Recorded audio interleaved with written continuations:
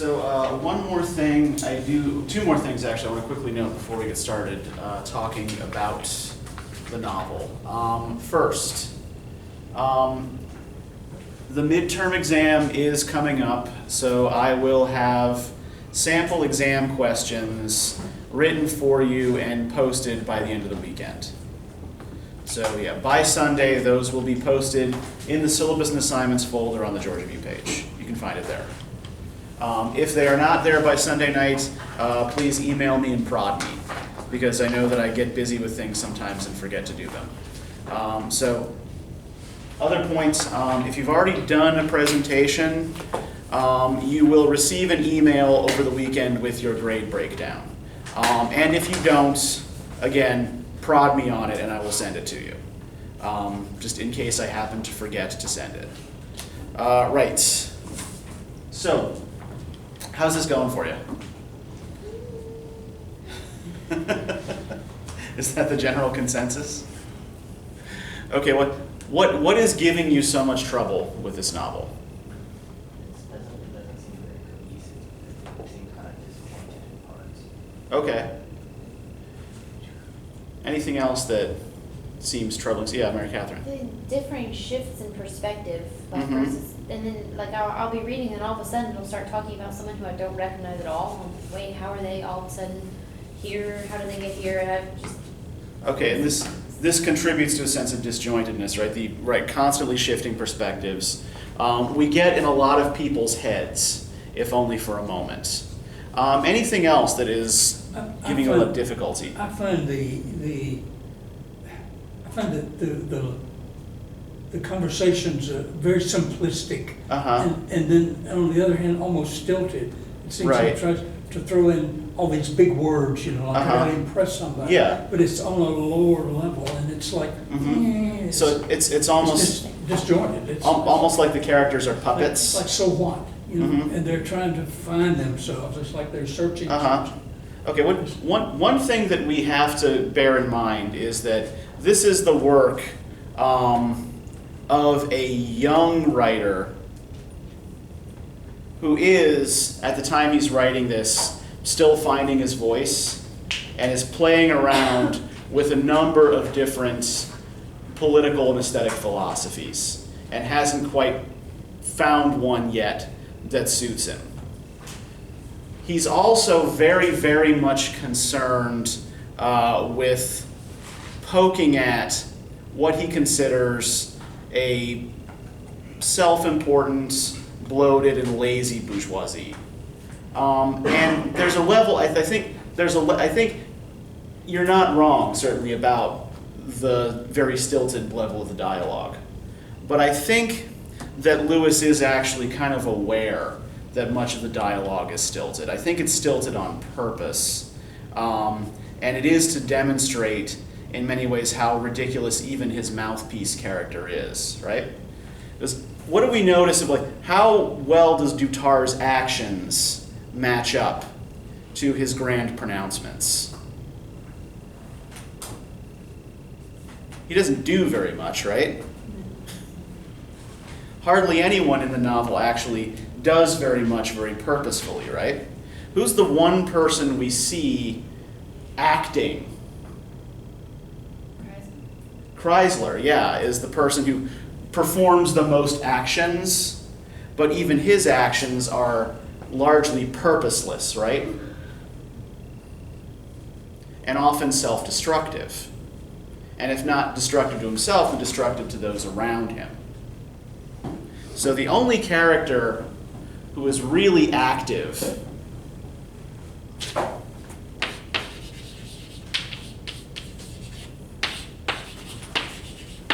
is a destroyer.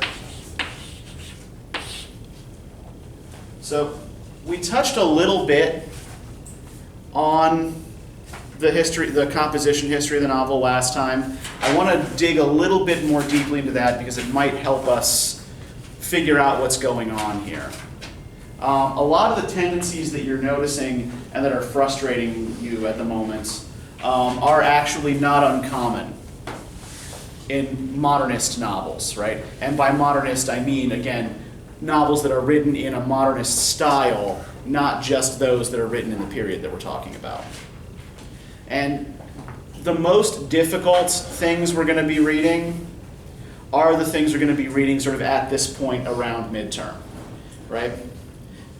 If we think back to Shaw and Wilde and even Conrad, right? We're still in a kind of late Victorian world there, where the conventions of realist fiction haven't quite, they're eroding. You know, various kinds of advanced artists, particularly by the time we get to Conrad, we see some level of experimentation, but realism hasn't quite faded out of literature yet at that point. By the time we get to Lewis, realism is passé. Yeah, go ahead, Chairman. The philosophy, with the vortex, which I think was, I'm reminded, and this may be a little bit, it's a little bit later, but in the Bauhaus movement and some of the architecture, it was like they described houses as machine for living, a school as machine for learning. It's like none of the glorious days of the past where schools were schools and houses were works of art. And I think you're seeing I think what you're seeing there are similar lines of influence. The Vorticists, who again, remember, are defined mostly by what they're against and not so much what they're for, and the Bauhaus movement are both influenced very deeply by futurism.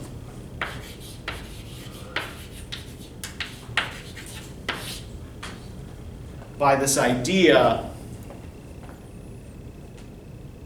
that the way of the future, right, is the way of the machine. If humanity wants to renew itself, if humanity wants to survive into the future, it has to get with the machine program, combine itself with the machine in some way. So this is, by the way, I'm not endorsing the futurist point of view. I think that a lot of what the futurists thought was frankly pure bullshit. But I'm trying to just relay it to you in a relatively sympathetic manner, right? You don't have to agree with it, I just want you to understand it. Well, this, in architecture, probably the same thing. Like the Bauhaus, when the Nazis came in, he fled and came to, and it was the international school. Sure. But it evolved into, now we got constructionism, post-construction. Sure. It just, it didn't stay very long. It was fleeting. And even a lot of those architects who worked in the international style, like Le Corbusier, for example, had some strong fascist sympathies. Oh yes. And futurism is, I think, as we discussed, closely related to fascism. That's the political philosophy that Lewis is trying, one of the political philosophies Lewis is sort of trying on for size in Tarr, right? Like, as I noted last time, he starts writing the novel around 1905, but doesn't complete it and publish it until 1918. In part because in between, he's serving first as an in an artillery unit in the British Army during the First World War, and then he manages to get transferred to, because he was a Canadian citizen, he gets transferred to the Canadian Monuments Preservation Brigade, and then spends the rest of his time in the war as a war artist. But the time he spends among these artillery machines has a great deal of influence on him, and a great deal of influence on his thinking. Right. Fascism, as a political philosophy,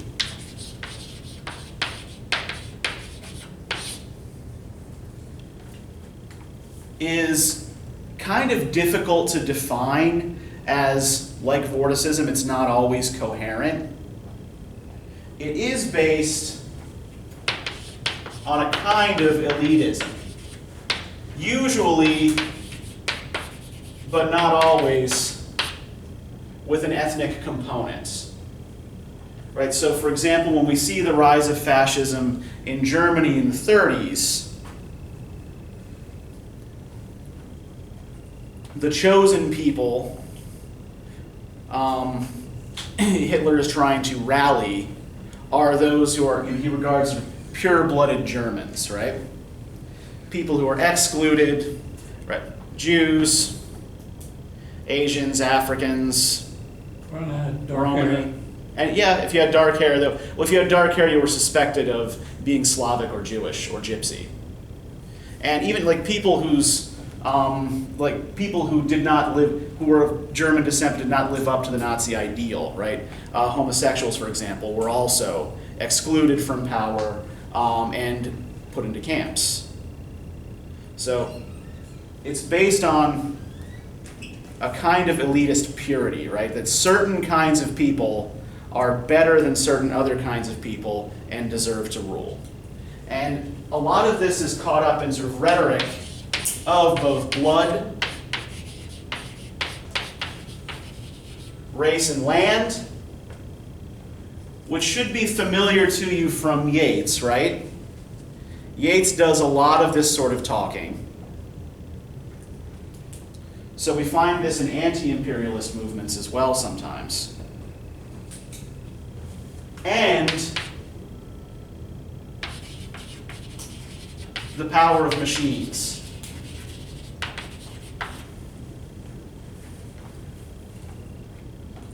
Right.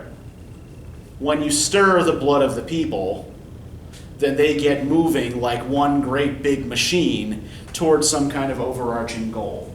Right. Machines, if you can harness them, can help your people realize their destiny, right?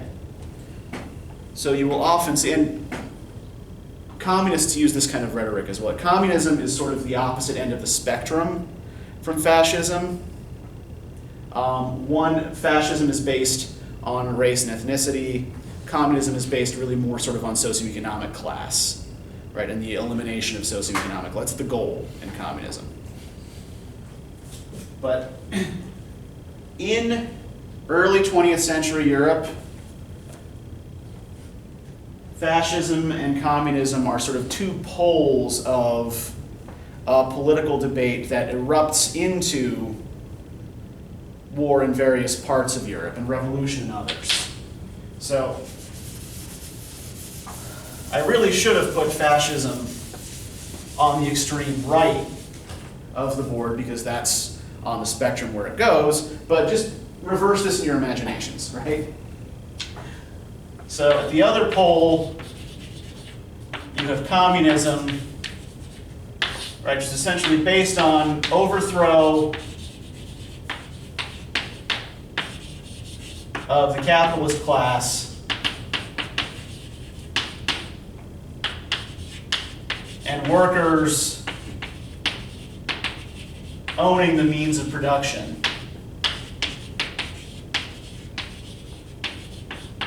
Right, so workers taking over the machines for themselves. That's the big difference in the for fascist, machines are used to dominate and to rule.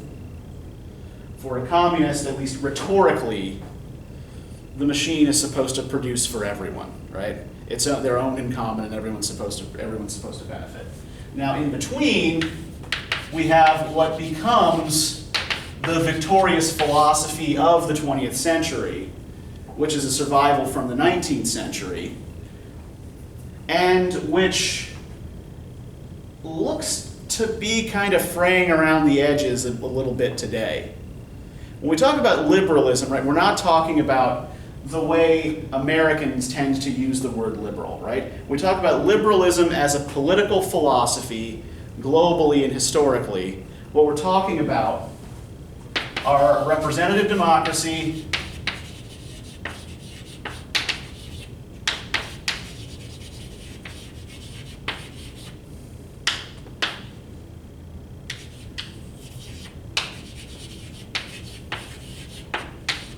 free markets, and a professionalized bureaucracy. Conservatism. It's upside down now. what was liberals in those days is now. Well, again, like, what I mean here, though, again, is really not the way we tend to use the word today, right now.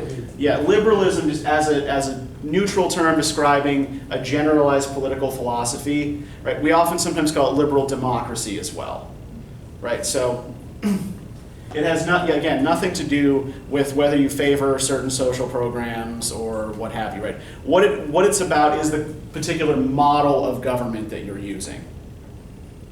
And a liberal government is a representative democracy where much of the actual work is done by a bureaucracy and where there are free markets, right, that participates on some level in free markets. So this is the reality in most of Europe at the time Tarr is written. Though, in the intervening years, various countries in Europe will try on communism and fascism as governing philosophies, right? Notably, the 1917 revolution in Russia and the civil war in Spain in the mid-1930s, which ends with Spain adopting a fascist government, right? Germany and Italy adopt fascist governments as well, as does Romania for a time. So, liberalism is at its heart a bourgeois form of government, right? The people who tend to have the most power in a liberal democracy are not the old aristocracy, are not a traditional elite. The people who at least theoretically have the most power really are educated professionals, right? If we look, for example, even at our own elected representatives, right? By and large, what sorts of people, what professions do we choose our elected representatives from? Or are elected representatives chosen from, if you... Attorneys. Yeah, mostly lawyers, right? So, by and large, people who have various kinds of advanced degrees, right? People who have some stake in the system as it is, right? Educated middle-class people tend to rule the roost in a liberal democracy. Now, fascism and communism both try to upset this, in part by putting someone else in power, making the basis of power something different, right? Rather than money and education, for example, in fascism, rulership is determined by your ethnicity or your personal ruthlessness, right? Both, some combination of them, right? Fascism is a philosophy of action, even if that action seems purposeless. Communism, the idea is to elevate the working classes over the bourgeois and the aristocracy, right? So to overturn the class structure as it exists. So Lewis, as we noted,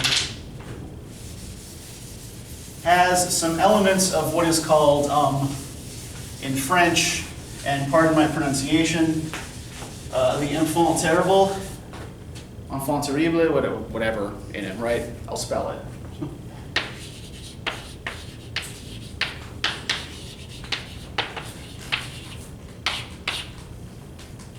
Right. This is a term that's often used to describe an artist whose primary intention is to provoke, insult, and offend the culture in which he lives. So somebody like, pardon? Faulkner. Maple. Pardon? Maple. Yeah, particularly when he's young, right? Enfant terrible is kind of because, enfant means, child or baby. It's often a ridiculous term to apply to someone who is of mature years. But yeah, we're talking about young artists whose intention is to provoke and upset. So yeah, Mapplethorpe in his early career would certainly be an example. Rimbaud in French poetry would be an example of this, right? somebody who is, they're a social critic of a particular kind, right? But it's a social criticism that often comes off as immature or showy.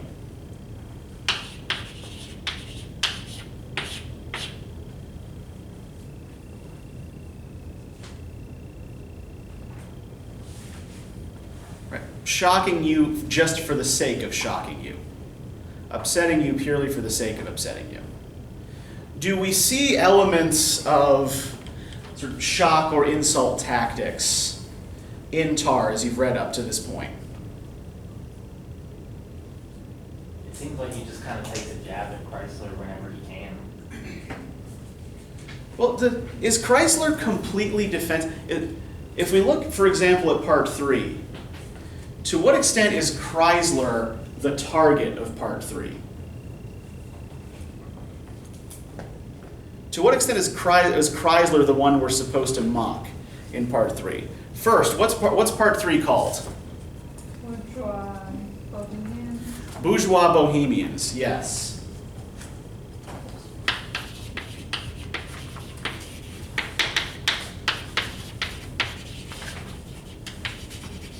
What's a bohemian? Do any of you actually understand what is meant here by bohemian? Isn't it supposed to be like that artsy type? Yeah, by bohemian, right? Counterculture. Yeah, artsy, hipster, counterculture. Exactly, good.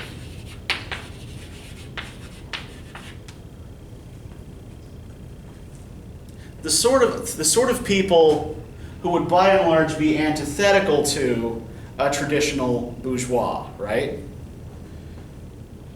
The bourgeois are, at least stereotypically, right, conformist,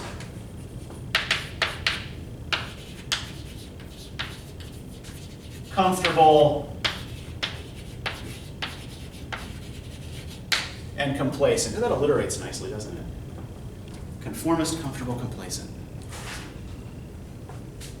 So, it's very, very difficult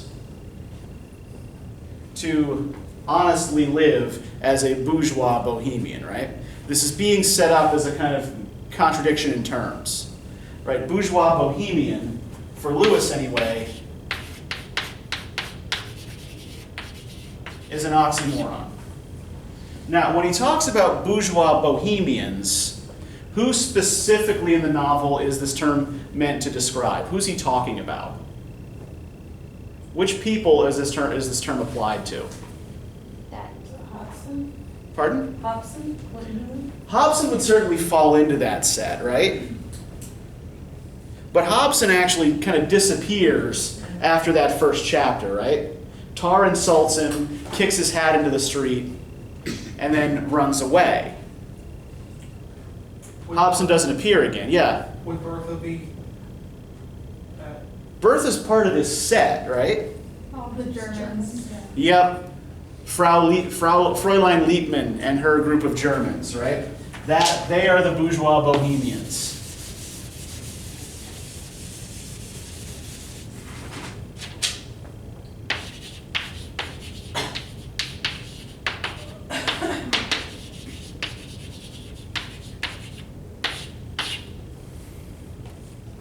What seem to be the characteristics of this set? Do you notice anything, like any common threads, or any phrases that pop up a lot when Lewis is talking about Fräulein Liebmann and her group?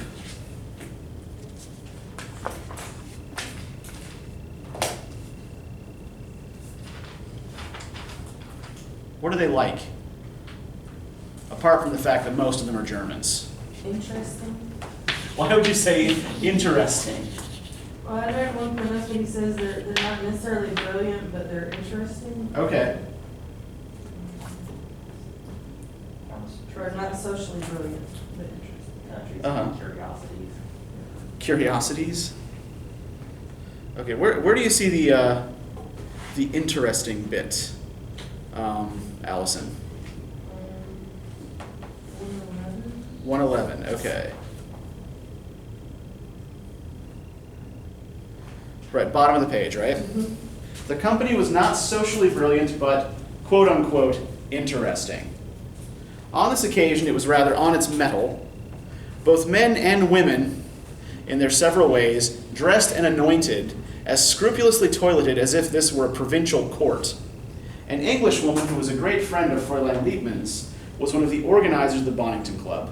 Through her, they had been invited to go there. It was upon a correct institution that they awaited, evening suited, the word of command to march. So what sort of picture are we getting here of this interesting group? First off, how are they dressed? Well. Well, It's yeah. like bohemian anything. Yeah, nothing bohemian about their outfits, right? What has Krysler been so desperate? Why was he so desperate for money in the previous chapter? What was he trying to get? He's a suit. Yeah, he was trying. Yeah, that's. Yeah, he's trying to get his evening suit out of hock, right? He said he had to pawn it, and he's trying to get it out of hock so that he can go to this party. And everyone in the room but Krysler is wearing this formal evening attire.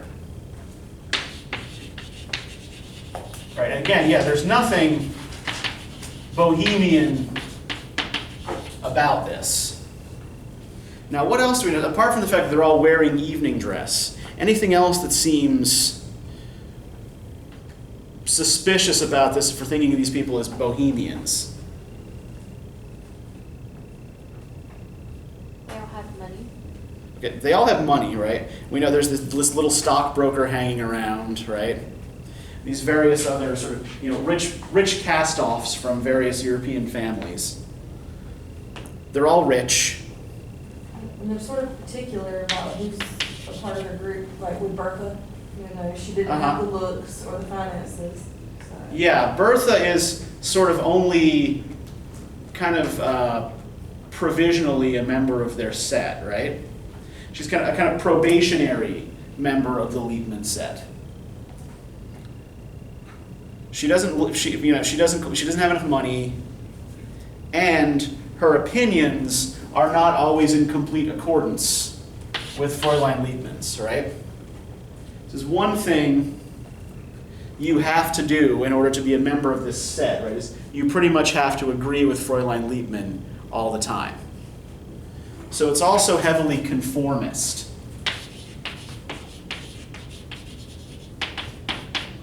Right, we're told here that they're waiting for their order, the word of command to march, to go out to this party at the club. 5 minutes later, Krysler found Fräulein Liebman in his neighborhood again. She stood beside him at first without speaking.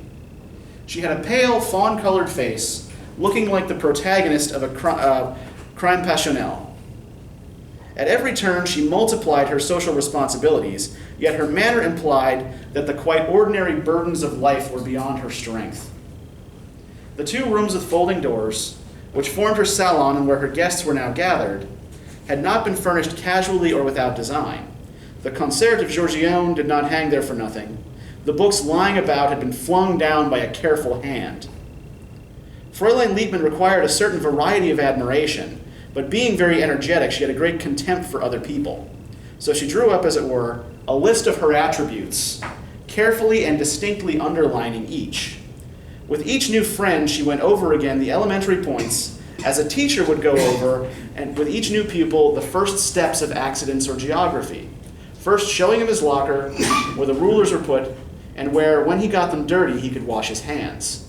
She took up her characteristic attitudes, one after the other, as a model might. That is, those simplest and easiest to grasp. So, when our hostess is described here, which of her personal attributes can we pull out of this? What can we say, for example, about the way her apartment is set up? What's it supposed to look like? So, Pardon? Krysler was very simplistic. Mm-hmm. They described the piano as representing the blackboard. Meticulous. Everything has its place, right? But is everything supposed to look like it has its place? It's carefully It's like staged. Yeah, exactly. Yeah, staged haphazard, right? The books are supposed to look like they've just been thrown about, but they've actually been placed very, very carefully to look that way. So the interior of her apartment is staged. I think this is sort of what you were getting at a moment ago, Kermit, like a demeanor towards her friends, right, and her admirers. Is this someone to whom you can just go up and pay a compliment at random? Now, she's going to teach you exactly what she wants you to say about her first, right? There are certain topics that are okay. There are certain things about her that she wants to hear praised, other things she does not want you to talk about, and she will let you know exactly what those are. So she takes this sort of... Control freak. Yeah, that's actually not a bad way to put it. This control freak attitude towards her friends and her dwelling, right? Nothing like the sort of relative carelessness of bohemianism, genuine bohemianism. Right? So why is Krysler a disruptive force in this little menage? He's not even dressed the part. Okay, yeah, he's not dressed the part, and he keeps telling lies to excuse why he isn't, right? And I love it. He says like, I'm an artist, so I can dress like that. Basically, he's like, oh, Yeah. you know, I'm this is being very artistic. casual. Yeah. We're all artists. It should be fine. Uh-huh. Like it. His idea of the artist certainly is quite different from the rest of this set. Well, not only that, but it makes him stand out more than her. Uh-huh. Yep. Krysler is the one everybody's watching through most of this chapter, right? Krysler is the one everybody's paying attention to. Now, most of the reason they're paying attention to him is because he's behaving like a psychopath. But he is spending the whole chapter essentially breaking down Fräulein Liebman's very carefully structured social world, right? Assaulting it.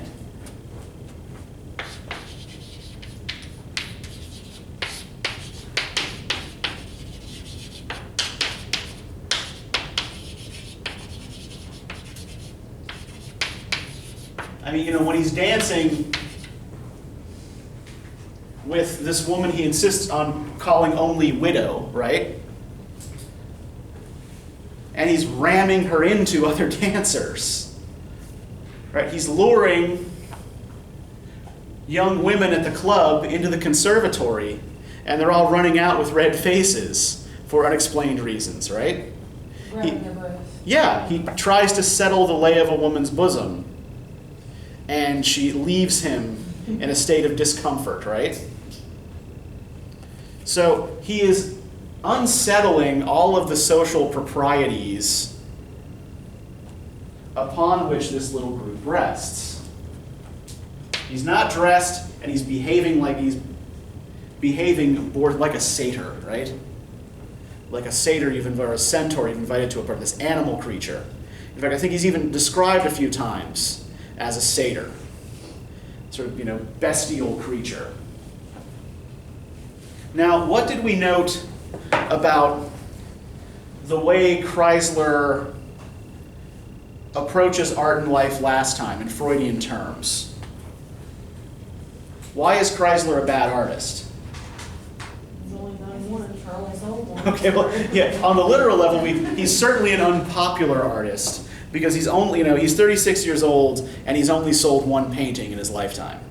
Because he's not completely devoted to his art. Yes, exactly. He thrusts his energy into life and into satisfying his lusts rather than into making art, right? Tarr sublimates his sexual and personal energies into art, or at least into grand theorizing about art.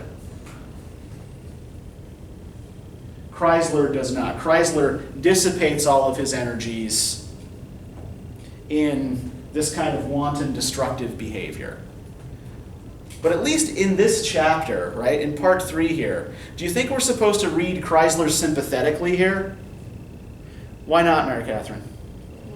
Well, because of, sexual assault, craziness, general unsettling behavior. Yeah. You certainly aren't supposed to feel bad for him, because he's not feeling bad for himself at this point. No. He's having He's his time. Yeah, he's having probably more fun at this party than he does at any other point in the novel, right? He is enjoying tweaking the noses of these really very stodgy and obnoxious people. So I would argue that at least for chapter 3, Krysler is kind of the hero because we're supposed to dislike him less than we dislike the Liebmans. Right? We see, again, like often in the physical descriptions of the Liebman circle, right? That same ugliness of flesh that we saw in parts 1 and 2. Right? There are all these sort of kind of, even the ones who are described as comely or as attractive are also like in terms of like fat meatiness, right? People are meat. Flesh is meat. Flesh is gross. Flesh is disgusting. Usually represented in this novel as ugly. So, these fleshy bourgeois bohemians are Krysler's target. Why did he want to come to the party in the first place, though? Yeah. He's come because he thinks that this gives him another shot at Anastasia Vasek, right? This woman he followed in chapter 2 because she fit some ideal in his mind, much like Bertha pursues Tarr because he fits an ideal in her mind, right?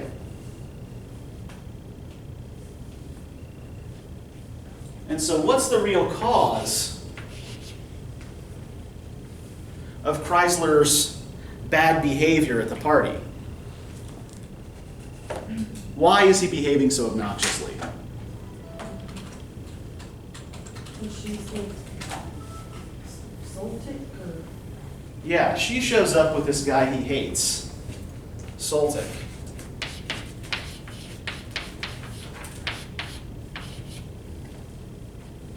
Why does he hate Soltic? What's wrong with Soltic? Polish? Okay, yeah, he's Polish. Maybe that's part of it, right? He also took his friend away from him. Yeah. Soltic, if we look on page 84, right? Physically, Soltic even bore, distantly and with polish, a resemblance to Krysler. It was as though he had been compelled to imitate Krysler all his life, but the material at his disposal being of unsuitable texture, something rather different had resulted. His handsome face and elegance belied the suggestion. Still, Krysler and he disliked each other for obscure physiological reasons, perhaps. In some ways, Soltic was his efficient and more accomplished counterpart. Right? Soltic and Krysler are both professional parasites, right? They both make their way in the world by glomming onto other wealthier people. They even look alike. Soltic has displaced Krysler as Ernst Vogt's primary debtor. Right, so he has kicked Krysler from the good graces of his former friend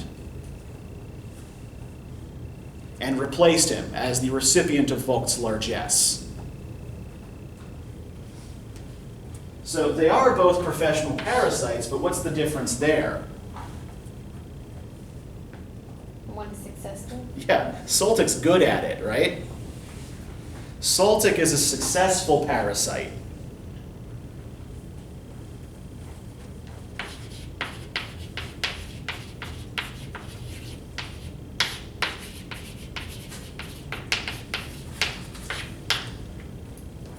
who gloms onto the same hosts that Krysler is after. And gets their money much, much more successfully than Krysler does.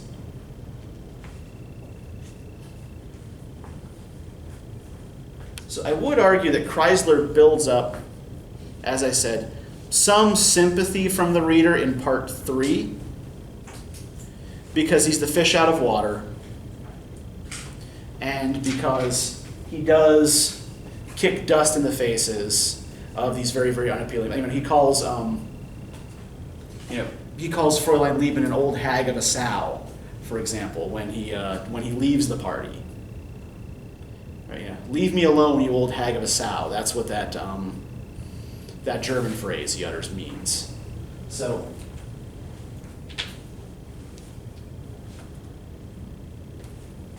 where does he completely and irrevocably lose the reader's sympathy?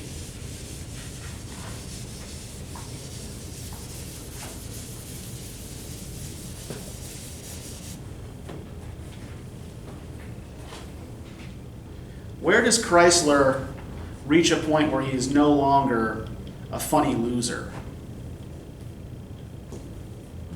When he does what he does to Bertha. For me. Yeah. Bertha, we'll recall, is treated really ironically in parts 1 and 2, right? Bertha is, that lump of, lump of unattractive meat that Tarr doesn't want anymore, but finds himself compelled to keep coming back to. Right? Her attitudes are mocked. Her tastes are mocked. Right?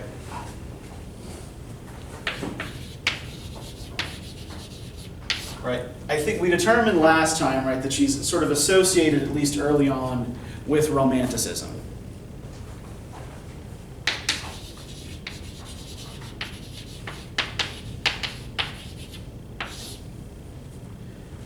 And there are a number of elements throughout at least the first half of the novel that reinforce this, right? On the one, the reading material around her apartment, right? She has books by Goethe lying around. Goethe being the quintessential German Romantic poet, right? There's the bust of Beethoven, the Romantic composer. And what state of dress does she prefer to be in when she's at home alone? A dressing gown or something like that? Yeah, she's only wearing a dressing gown when Tarr shows up, right? It mentions that her preferred state is one of nudity, right? She likes to walk around her own home naked, right? With no fear or shame about it. So what this suggests, right, is a kind of innocence born out of a lack of fear, right?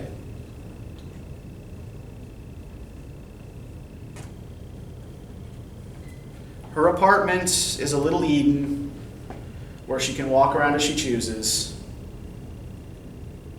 and where she can paint great big large landscapes. Now, when we see her first attraction to Krysler, what is it about Krysler that draws her in?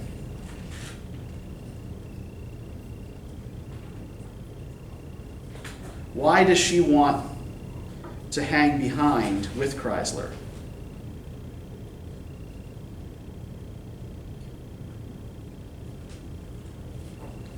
If we look on page 122, it gives us sort of their different thought processes as they're walking to the club.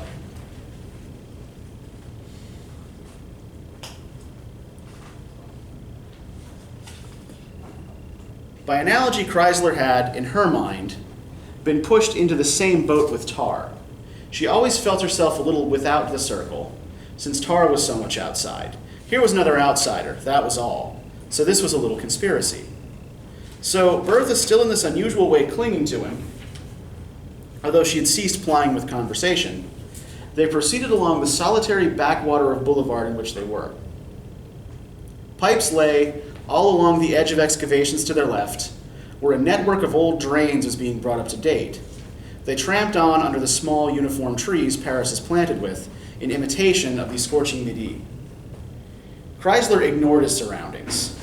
He was escorting himself, self-guarded Siberian exile, from one cheerless place to another. To Bertha, nature still had the usual florid note of bald romance. The immediate impression caused by the moonlight was implicated with 1,000 former impressions. She did not discriminate. It was in fact the lunar illumination of several love affairs. Krysler, more restless, renovated his susceptibility every 3 years or so. The moonlight for him was hardly 9 months old and belonged to Paris, where there was no romance whatever. For Bertha, the darkened trees rustled with the delicious and tragic suggestions of the passing of time and lapse of life. The black, unlighted windows of the tall houses held within, for her, breathless and passionate forms, engulfed in intense eternities of darkness and whispers.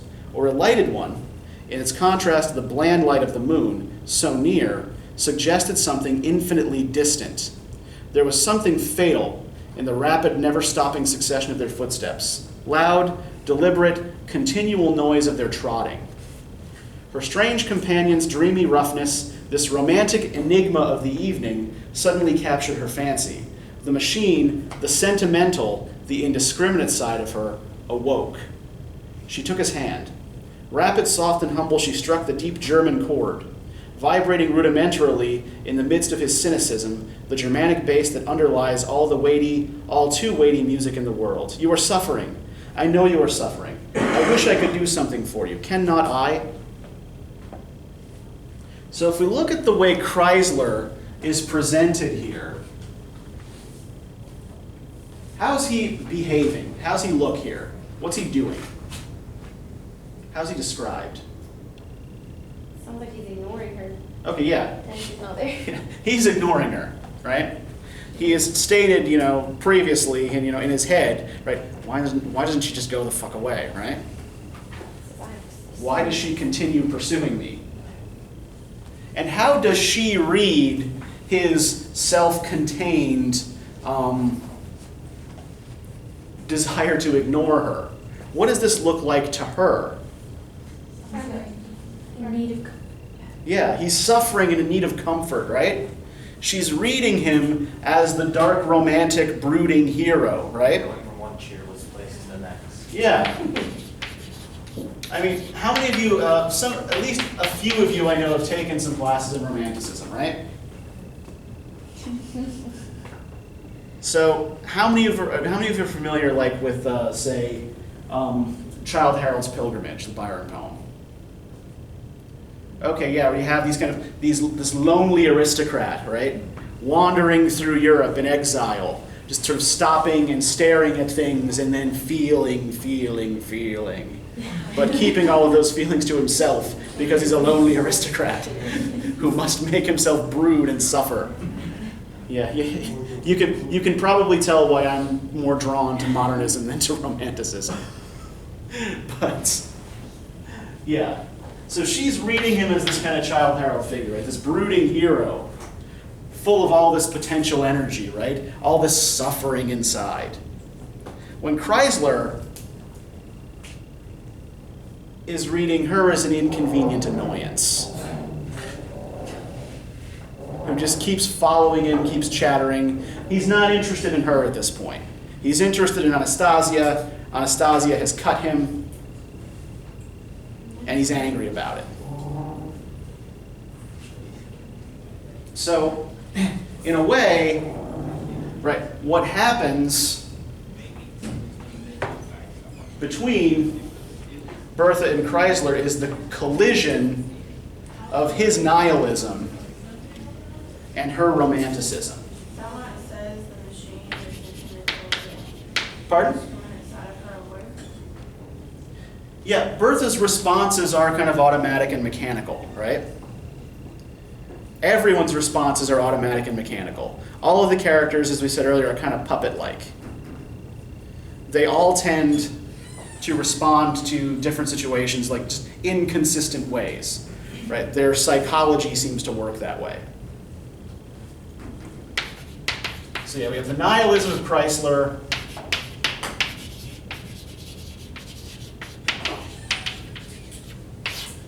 Beating up against Bertha's idealism and Romanticism. Now, Krysler has, by the time he commits his assault on Bertha, reasons for a deeper nihilism as well, right? What's happened to him in between? Fathers refused to send him any more money. Yeah, his allowance is cut off now. Right, so on the one hand, this is an end to that weird Oedipal dependency, but it also means that he either has to do things his father's way from now on, make his own way in the world, or destroy himself. And so what does he choose? He goes with C. He goes with C, yes. He chooses to write his father what seems to us a very melodramatic note, insisting that, since you will no longer support my endeavors, right, I am... Force that comes back. Yeah. Which is itself, like, kind of a twisted romanticism, right? So yeah, Krysler has written to his father, threatening suicide.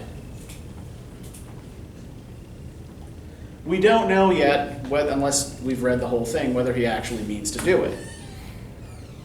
But his behavior from this point on only becomes more destructive.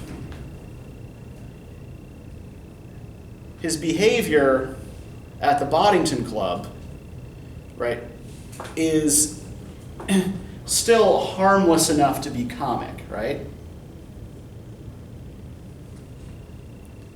But his behavior after he gets the letter, right, this is no longer funny. He's no longer a comic character. And Bertha, whom we've been given as this kind of ridiculous non-entity, in part because we've seen her primarily through Tarr's eyes and through Kreisler's eyes, becomes the greatest object of our sympathy. In part because this romanticism, through which she's seen the world up to this point, is essentially destroyed by her meeting with Krysler. Right? She can't see the world in the same way that she used to afterwards. Right? If we look, for example, at the language that describes the beginning of her recollections after the encounter. Page 163. Kreisler's windows had been incandescent, with steady saffron rays coming over the roofs of the quarter. It was a record conflagration of their gone. His small shell of a room had breasted them with pretense of antique adventure. The old, boundless yellow lights streamed from their abstract El Dorado. They were a Gulf Stream for our little patch of a world, making a people as quiet as the English. Men once more were invited to be the motes in the sunbeam and to play in the sleepy surf upon the edge of remoteness. So romantic fantasy, right? Fairyland. People dancing on motes of sunbeams. Freaking Wordsworth. And then, now, from within, his windows looked as suddenly harsh and familiar. Unreasonable imitation gave its specific color to thin glass. The clock struck 8, like 8 metallic glittering waves dashing discordantly together in a cavern. Its strokes rushed up and down in Bertha's head. She was leaning upon the mantel shelf, head sunk forward, with the action of a person about to be sick. And then what has happened to her is described in retrospect. So,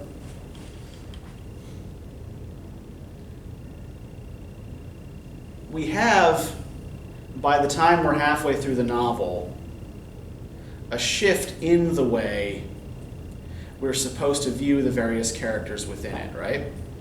It seems at the beginning, even though he's not likable, that Tarr is the serious mouthpiece for the author, right? The mouthpiece of the author's ideas, right? But his absence, even though he hasn't actually gone to England, he's only a few blocks away, his absence here allows his brutal counterpart to assault Bertha, who then becomes the most sympathetic character, as her illusions are destroyed. While everyone else, by and large, seems to get to keep their pleasant illusions about the way things work. So I think that what is on the surface a pretty misogynistic novel is actually a little bit more complicated than that. I have a question. Yeah, go ahead. When I was, this novel kind of confused me, so I was doing some research, and they kept referring to it as a Dostoevskian novel or something? Okay, What is it? Dostoevskian. Okay, yes. Okay. Yeah.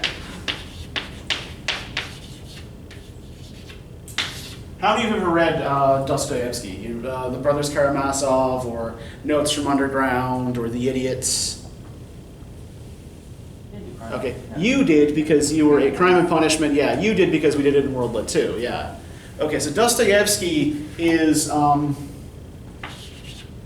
of the three great 19th century Russian novelists.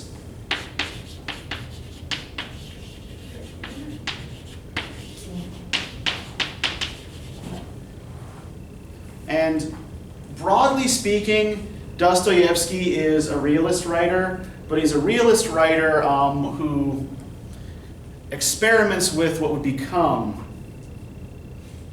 modernist techniques. Right. One thing to note about a difference between modernism and 19th century realism.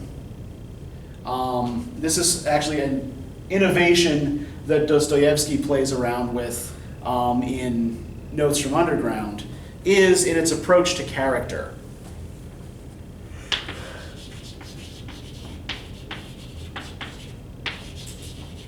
Virginia Woolf, in her essay on modern fiction, actually does a pretty good number on this. She says that for the realist writer, character is mostly an accumulation of detail. So a realist writer will tell you all sorts of things about a character's appearance, about their clothes, about the house they live in, even about their personal habits, but will never really get inside that person's head, right? You learn about the person as a mass of externalities. You don't learn about that person from within. Dostoevsky's approach is much more subjective and based on giving the character an individual psychology. Right. You get inside the prospective character's head. You learn things about the prospective character's personality through witnessing their actions the way they would see them, right? The way they view them, right?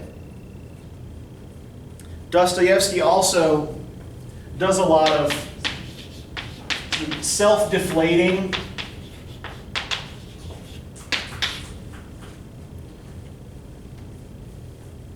particularly with his perspective characters, right? They often recognize how ridiculous their behavior is and how ridiculous their attitudes are, but are sort of frequently powerless to stop themselves. And I think we see similar things in Tarr, right? The narrative voice, at least, will sometimes wryly comment on something dumb that one of the characters has done or said. right? Even, Tarr, our title character, is often treated ironically.